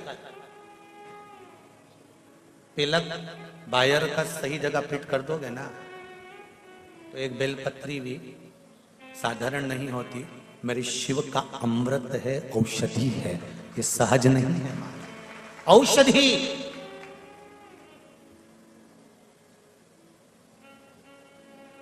यहां हमारे पास में ना तो कोई बेल है, ना कोई भभूति है, ना हम लोग कुछ जानते हैं। हम तो केवल शिव महापुराण की कथा और इसका गुणगान जानते हैं, इससे ज्यादा। एक पत्र और है, वो भी सुनिए। भगवान का दिया हुआ सब कुछ था, संतान योग नहीं था। 2 साल से बहुत परेशान थे। कुछ डॉक्टरों ने IVF का बोल दिया था। हमने भी IVF का सोच लिया था, लेकिन मेरी मम्मी आपकी कथा 2 साल से सुन रही थी। वो मेरे को पहले भी बोले थे आपके उपायों के बारे में, लेकिन मैंने सुना नहीं था। मैं हमेशा बोलती थी कि मेरी मेडिकल कंडीशन खराब है और मुझे डॉक्टरों के इलाज की जरूरत है, पंडित जी के उपाय की नहीं। फिर मेरी मम्मी ने बोला कि 3 महीने कर ले उपाय, भगवान का संतान सुख देगा, विश्वास रख। मैंने आपके द्वारा बताए गए आंकड़े की जड़ का उपाय किया और दूसरे महीने में प्रेग्नेंट हो गई और शिव जी की कृपा से आज 5वां महीना चल रहा है। आपकी बात सही साबित हो गई गुरुजी, सब डॉक्टर हाथ खड़े कर दिए थे, तब बाबा महादेव कृपा करते हैं। मैं आज आपकी कथा में बाबा को धन्यवाद देने के लिए आई हूँ, बैठी हूँ। और गुरुजी मेरा एक प्रश्न है, आपने जो आंकड़े की जड़ का उपाय बताया था, अब वो धागा कमर में छोटा पड़ने लगा है, तो उसका क्या करना चाहिए? उस धागे को बड़ा कर लीजिए और उसको बांध लीजिए। अगर बैठे हो तो आपको बहुत बहुत साधुवाद। बाबा देव अधिदेव महादेव आपकी झोली खुशियों से भरे। हर हर। बहुत प्रश्न है, बहुत आनंद है, और आपके भीतर भी बहुत सारे प्रश्न उपस्थित हैं। बहुत ऐसे लोग आए हैं जिनकी मन की बात शिव जी ने स्वीकार करी है और आप बताना चाहते हो, पर समय की अवस्था। एक बाबूजी कुछ कहना चाहते हैं, जरा माइक भेजो, जरा जल्दी भेजो। ज्यादा लोगों का हम लोग नहीं सुन पाएंगे क्योंकि कथा पर चलना है। पहुंचाओ जरा, बाबूजी के पास पहुंचाओ, सफेद वस्त्र पर जो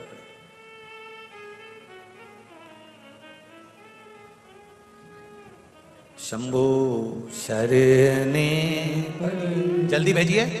मांगू घड़ी रे दुख काटो दया करी। श्री शिवाय नमस्तुभ्यम। बाबा जी कहाँ से आए आप? मैं रतलाम जिला से आया हूँ, मध्य प्रदेश। जी बोलिए बाबा जी। मेरे शुगर भी थी जी, और हार्ट के भी 2 बार ऑपरेशन हो चुके।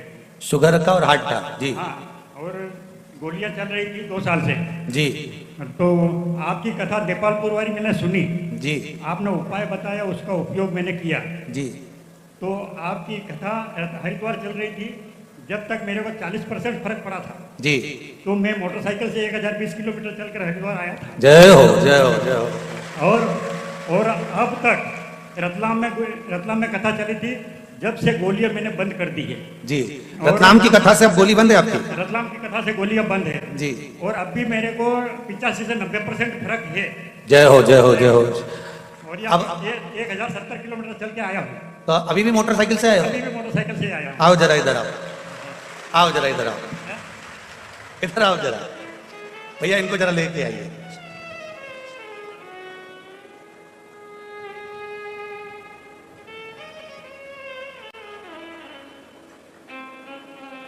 शिव के भक्त हैं, सारे गण यही नजर आएंगे। हर हर। आओ जरा बायती जी, जरा ऊपर आओ। एक जनी आओ, एक जनी आओ।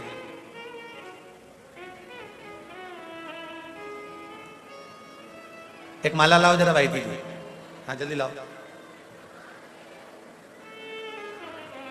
इस अवस्था में आप यहां तक मोटरसाइकिल से पहुंचे हो और 85% आपको हार्ट में और शुगर में आराम है। बाबा देव अधिदेव महादेव पर बहुत कृपा करे। बहुत बहुत साधुवाद। जय हो जय हो जय हो। जय आइए। मैंने तेरे ही भरोसे। जय हो।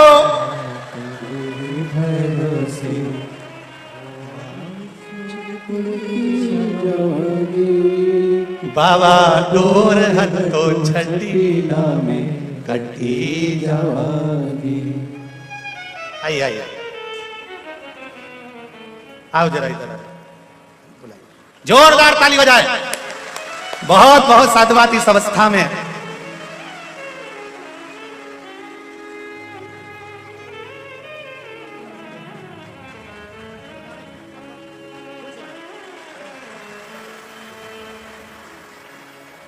पाँव में भी तकलीफ है, आप देखेंगे पाँव में भी तकलीफ है।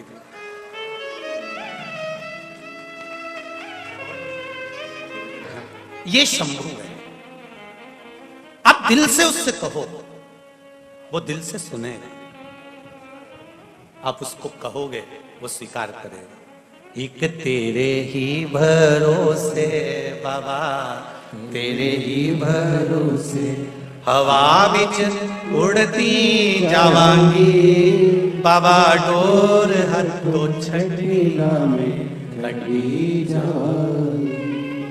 ये शिव है मेरा, ओ घड़ी है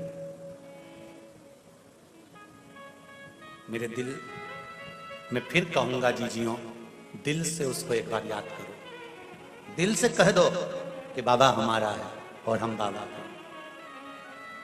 जितने लोग इस पंडाल में बैठकर कथा सुन रहे हैं, जितने आस्था पर सुन रहे हैं, जितने फेसबुक यूट्यूब पर सुन रहे हैं, दिल से बाबा को याद करते रहना, विश्वास मानकर चलना। जिस कामना से आपने ये 7 दिन की कथा सुनी है, अगली कथा 3 तारीख से सागर मध्य प्रदेश में चालू हो जाएगी 2 बजे से 5 बजे तक। आप में से भी कई लोग आपकी कामना पूर्ण हो जाएगी तो वहां पहुंच जाओगे, ये विश्वास। पहले कहते थे कि 3 महीने में बाबा आपकी मुराद पूर्ण करेगा, पर इन पत्रों को देखकर जी ने कह दिया एक बेल पत्र कल खिलाई और आज आराम। अब तो मुझे लगता है बाबा तत्काल निर्णय करने के लिए बैठा। नहीं, ऐसा लगता था ना, पहले भगवान बही खाता लेकर बैठता था, हिसाब जोड़ता था, पाप कितने पुण्य कितने। मुझे तो लगता है भोलेनाथ भी लैपटॉप लेकर बैठते हैं, हिसाब तुरंत जोड़ते। वो मेरा शिव है, मेरा ओघड़ी है।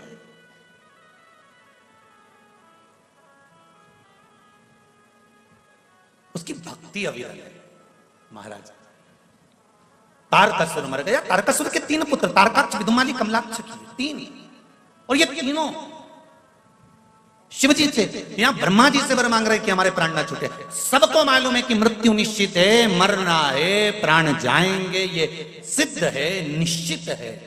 फिर भी मानव तो मानव है, मनुष्य का शरीर तो मनुष्य का है,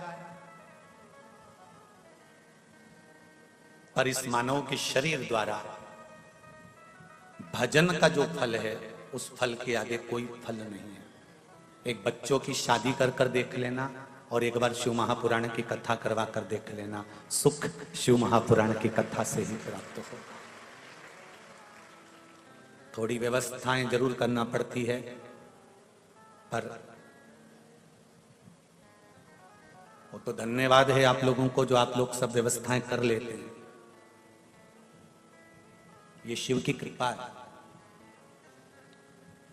उसकी कृपा बिना नहीं होता कुछ भी। अगर आज बाहेती परिवार कथा करवा रहा है तो कहीं भोलेनाथ जी ने इस पूरे परिवार पर अपना आशीर्वाद दिया होगा, तब जाकर ये कथा करवा रहा है। और आप सुन रहे हो, ये शिव कृपा से सुन रहे हो, शिव कृपा से। उसकी कृपा बिना नहीं हो सकता, उसकी करुणा बिना नहीं हो सकता। महाराज ब्रह्मा जी ने कहा मृत्यु निश्चित है और प्राण तो छूटेंगे, मरना तो पड़ेगा, ये निश्चितता है। तो वर दीजिए 3 पुरी का निर्माण। 2 मिनट बाद में माता आपके पास माइक भेजता हूं, 2 मिनट बाद आप बैठो, एक कथा पूरी कर लो, फिर आपके पास भी माइक भेजता हूं। 3 पुरी का निर्माण किया और 3 पुरी का निर्माण करा, और उस 3 पुरी के निर्माण कर कर उसका निवास किया और वर मांगा। महाराज वर मांगा, आसन दो। वर मांगा कि महाराज वर दीजिए कि यदि हमारे प्राण छूटे और हमारे अगर प्राण जाए तो तीनों के एक साथ जाए, ये वर दीजिए। हम तीनों के प्राण एक साथ, हम तीनों।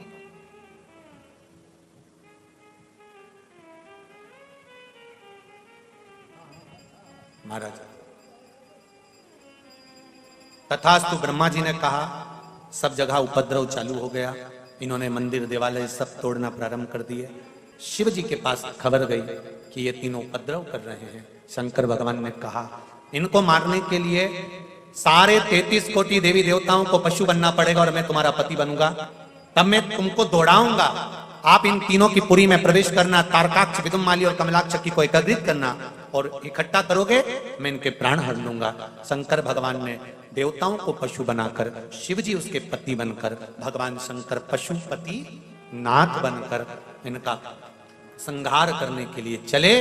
संहार किया, शंकर भगवान पशुपति नाथ कहलाए। महाराज ये तारकाक्ष, ये विदुमाली, ये कमलाक्ष की तीनों समाप्त हो। पशुपति नाथ का व्रत जो माताएं करती हैं या जो पुरुष करते हैं, जो बालक बालिकाएं कर रहे हैं, शिव जी से वर प्राप्त करने के लिए व्रत कोई साधारण नहीं है। 5 सोमवार का यह व्रत है।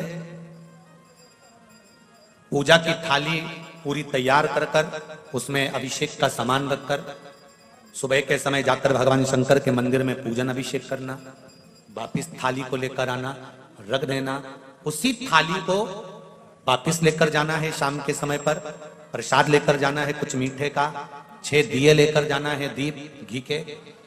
मंदिर में पहुंचकर वही थाली धोना नहीं है, उसी थाली में रखी हुई सामग्री से पूजन करना। प्रसाद के 3 हिस्से कर देना है। 5 दीप मंदिर में शिव जी के सामने लगा देना है। 1 दिया वापिस लेकर आना है, उसको वहां पर प्रज्वलित नहीं करना, जलाना नहीं। प्रसाद के 3 हिस्से सामने रखकर 2 हिस्से मंदिर में छोड़कर 1 हिस्सा थाली में रखकर बाबा देवाधिदेव महादेव से प्रार्थना कर कर कि हे बाबा, आज से हमारा पशुपति व्रत प्रारंभ हुआ है, इस कामना से मैंने ये व्रत किया है, आप इसे स्वीकार करना। बाबा से विनय कर कर थाली लेकर वापिस आना। प्रसाद का 1 हिस्सा 1 दीप वापिस लेकर आकर घर के दरवाजे के बाहर राइट हैंड में सीधे हाथ पर जो दिया लेकर आए हो उसको रखकर प्रज्वलित करना, और प्रसाद का जो 1 हिस्सा लेकर आए हो उसको लेकर घर के अंदर प्रवेश करना। भोजन करने से पहले प्रसाद का जो हिस्सा लेकर आए हो उसको खाना, उसके बाद में फिर भोजन ग्रहण करना। जो प्रसाद लेकर आए हो उसमें से किसी को हिस्सा नहीं देना है, जिसका व्रत है उसी को पाना है। ये पशुपति व्रत है। इस व्रत के बीच में अगर कोई तिथि का व्रत, कोई आप चतुर्थी करते हो या छठ करते हो या तीज करते हो या सोमती अमावस्या पड़ गई सोमती का व्रत करते हो, तो इस व्रत को उस दिन मत करना। फिर जो व्रत तुम करते हो, एकादशी का करते हो या प्रदोष का करते हो या सोमती का करते हो, तो उस व्रत को करो। ये व्रत अगले सोमवार कर लेना। रजस्वला धर्म बीच में आ जाए तो व्रत करना, पूजन मत करना, परंतु वो इसमें गिनती में नहीं आएगा। जिस व्रत में आप मंदिर में जाकर पूजन करोगे वो व्रत पूर्ण होगा। 5वां व्रत रहे, उस 5वें व्रत में जाकर पूजन करो। शाम के समय 1 श्रीफल 11 रुपए, बेलपत्री 108, या चावल का दाना 108, या मूंग का दाना 108, या पुष्प की पंखड़ी 108, जो भी 108 वस्तु आप भगवान शंकर को समर्पित कर सकते हो। पूजन करने के बाद श्रीफल और 11 रुपए रखकर 108 सामग्री शिव जी को समर्पित करो। पूजन करके वापस दिया और प्रसाद लेकर आओ। 5वां दिन पूरा व्रत पूर्ण हो जाए, 5वां बाबा से विनय कर कर आना, आज मेरा 5वां व्रत पूर्ण हुआ है, स्वीकार करना बाबा, और मेरा पशुपति व्रत सफल कर कर मेरी कामना पूर्ण करना। घर पर आना, दिया लगाना, घर में बैठकर प्रसाद पाना, भोजन करना। इस तरह से पशुपति व्रत किया जाता है। 5, 6 नहीं, केवल 5 तक। शिव से प्रार्थना,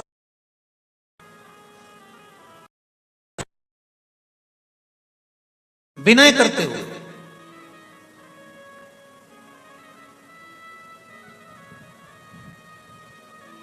कौन कौन करता है यहाँ पे व्रत?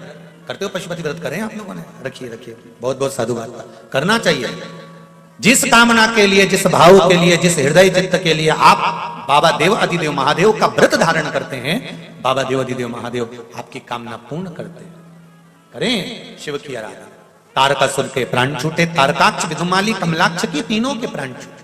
समय आया, आगे वर्णन किया गया, भगवान देव अधिदेव महादेव आनंद के साथ विराजमान थे। शंकर भगवान के नेत्र श्रु से अंधकासुर की उत्पत्ति हुई, उसके प्राणों को हरा। विदल और उत्पल ये 2 असुर हुए जिन्होंने पार्वती जी को देखकर तुरंत आक्रमण करना चाहा और माता पार्वती को ले जाना चाहा।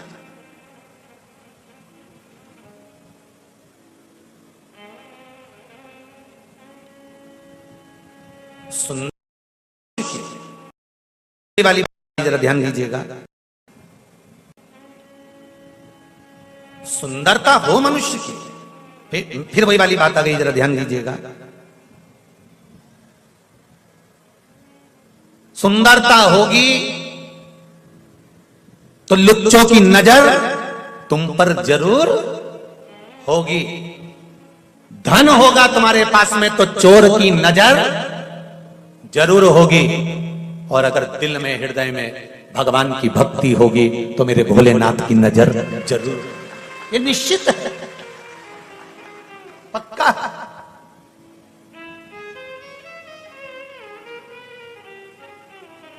ये निश्चित है।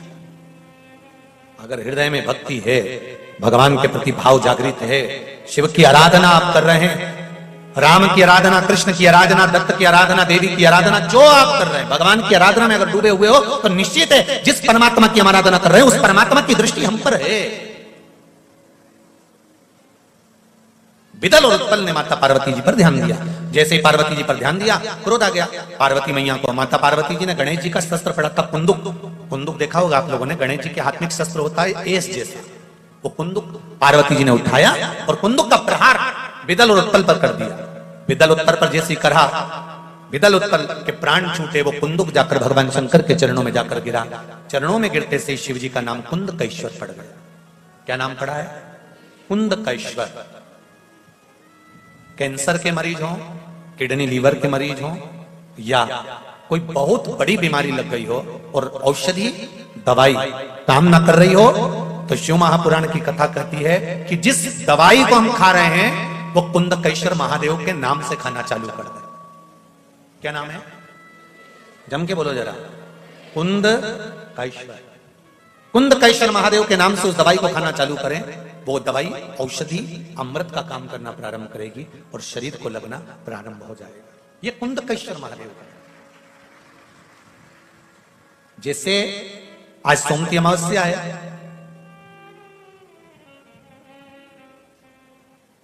भगवान शंकर पर चढ़ा हुआ जल,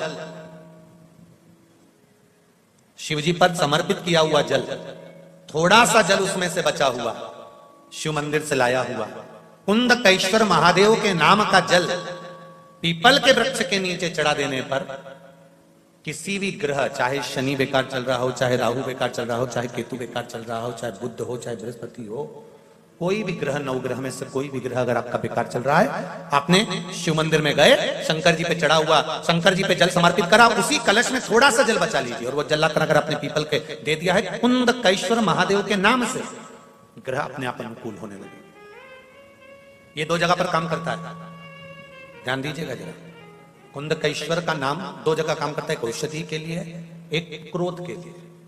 घर में ऐसा लग रहा है कि परिवार टूट रहा है, माता और बच्चों की नहीं बन रही, सास बहू की नहीं बन रही, भाई भाई की नहीं बन रही, कुटुंब कबीले में नहीं बन रही, उसकी जगह पर भी कुंदकेश्वर का जल काम आता है।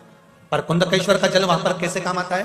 पीपल के पत्ते को जो वृक्ष से झड़ा हुआ हो, उस पीपल के पत्ते को पीपल के ही वृक्ष के नीचे रखकर कुंदकेश्वर महादेव के नाम से पीपल के पत्ते की जो नोक होती है, पीपल के पत्ते का जो अग्रभाग होता है, आगे का जो नोक होता है, उसको पीपल की वृक्ष की ओर होना चाहिए, डंडी का मुख तुम्हारी ओर होना चाहिए पीपल के पत्ते के। और कुंदकेश्वर महादेव के नाम से भगवान शंकर को जब हम समर्पित करते हैं, घर का नाम और गोत्र का स्मरण कर कर, तो उस परिवार में फिर विवाद समाप्त हो जाता है, आपस में प्रेम बढ़ना प्रारंभ हो जाता है। यह कुंदकेश्वर महादेव का।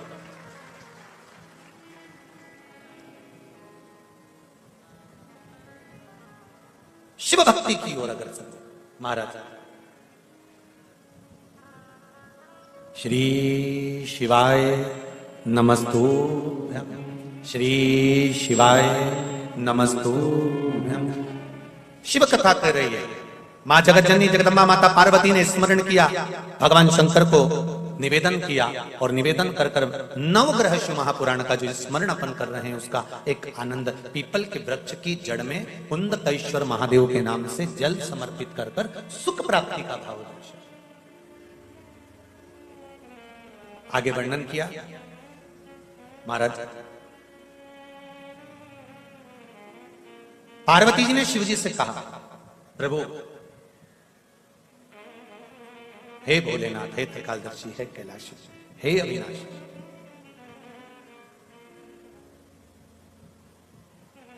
आज दनु के पुत्र रम और करम, ये दोनों बड़े प्रबल हैं, इनके घर में संतान नहीं है। दोनों ने तप साधना पानी में जाकर करी, जल में बैठकर तप साधना करी। मगर आया, करम्ब को खा गया। रंब को लगा कि मेरे भाई को मगर खा गया, अब मुझे यहां बैठकर तप नहीं करना है, तो भूमि पर बैठा, चारों तरफ से अग्नि लगाई, बीच में बैठकर तप करने लगा।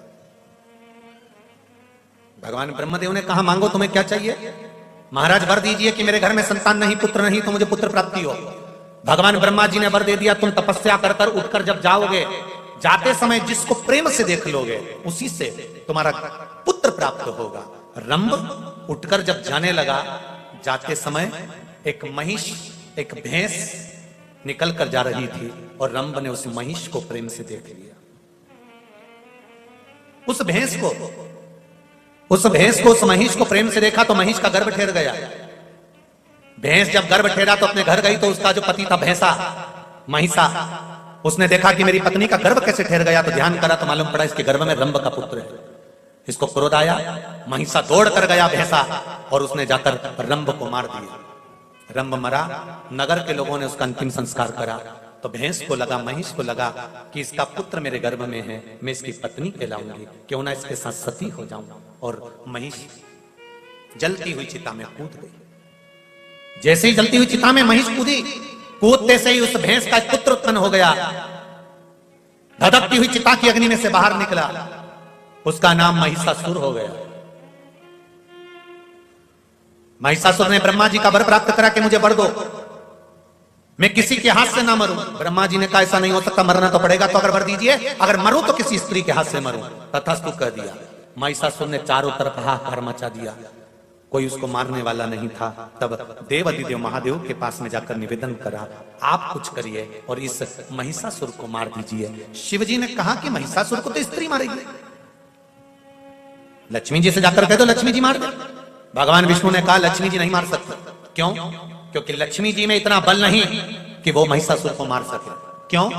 क्योंकि लक्ष्मी जी में जो बल था, माता लक्ष्मी ने अपने पति को श्राप देकर उस बल से मुक्त हो चुकी है। बल से मुक्त? हाँ, एक बार माता लक्ष्मी श्रृंगार कर रही थी और भगवान विष्णु का आगमन हो गया। और भगवान विष्णु का आगमन हुआ तो लक्ष्मी जी ने, भगवान विष्णु लक्ष्मी जी को देखकर मुस्कुरा दिए, हंस दिए। लक्ष्मी जी को क्रोध आ गया और क्रोध में आकर कहा, नारायण तुम मुझे देखकर हंसे हो? मैं तुम्हें श्राप देती हूं कि तुम्हारा सिर कट जाए और तुम्हें घोड़े का मुंह लग जाए, क्योंकि तुम घोड़े जैसे हंसे। भगवान विष्णु का हयग्रीव अवतार हुआ लक्ष्मी के इसी श्राप से, घोड़े का मुख लग गया। तो लक्ष्मी ने अपने पति जी से अपशब्द कह दिए थे, इसलिए इसमें बल नहीं है। तो सरस्वती से कहो वो महिषासुर को मार दे। सरस्वती में भी वो बल नहीं है कि वो महिषासुर को मार दे, क्योंकि एक बार ब्रह्मा जी यज्ञ कर रहे थे, उस यज्ञ में ब्राह्मण कह रहे थे जल्दी से सरस्वती को लेकर आओ, वीणा देवी को लेकर आओ। ब्रह्मा जी बार बार जाकर कहते वीणा चलो, सरस्वती चलो, सरस्वती चलो, देवी चलो, ब्रह्मणी चलो, पर सरस्वती देवी नहीं गई। ब्राह्मणों ने कहा यज्ञ का मुहूर्त निकल रहा है, ब्रह्मा जी कुछ तो करना पड़ेगा। ब्रह्मा जी ने कहा आपको जो करना है करो। तभी ब्राह्मणों ने गाय को खड़ा करा, गौ माता को खड़ा कर कर ब्राह्मण वेद की ध्वनि करने लगे। ब्राह्मण जब वेद की ध्वनि करने लगे, गाय को खड़ा कर कर जब वेद की ध्वनि करी, तो गौ माता के मुख से वेद माता गायत्री को प्रकट कर लिया। और ब्राह्मणों ने गाय को मुख से जब वेद माता गायत्री को प्रकट करा, उस गायत्री को प्रकट करके ब्रह्मा जी के पास में बिठा दिया। पास में बिठाकर यज्ञ प्रारंभ कर दिया। ब्रह्माणी ने आकर श्राप दे दिया, ब्रह्मदेव तुमने अपनी पत्नी का अपमान करा है, मैं तुम्हें श्राप देती हूं, पृथ्वी पर कहीं तुम्हारे मंदिर नहीं होंगे, कहीं तुम्हारे मंदिर नहीं होंगे, केवल जहां तुमने यज्ञ करा है पुष्कर में, बस यहीं छोड़कर। तो भगवान शंकर से कहा अब आप कुछ करिए। शिव जी ने पार्वती से कहा, पार्वती ने जाकर क्रोध कर कर महिषासुर का संहार कर दिया और माता का नाम महिषासुर मर्दनी हो गया। ये शिव कृपा, ये शिव कृपा। आया समय, माता पार्वती जी ने भगवान शंकर से कहकर गणेश जी के मंगल विवाह का प्रस्ताव रखा। विश्वरूप जी की, विश्वरूपा जी की सुंदर 2 पुत्रियां रिद्धि और सिद्धि के साथ श्री गणेश जी महाराज का मंगल विवाह हो रहा है। जोरदार ताली बजाकर गणेश जी के मंगल विवाह का स्मरण करेंगे।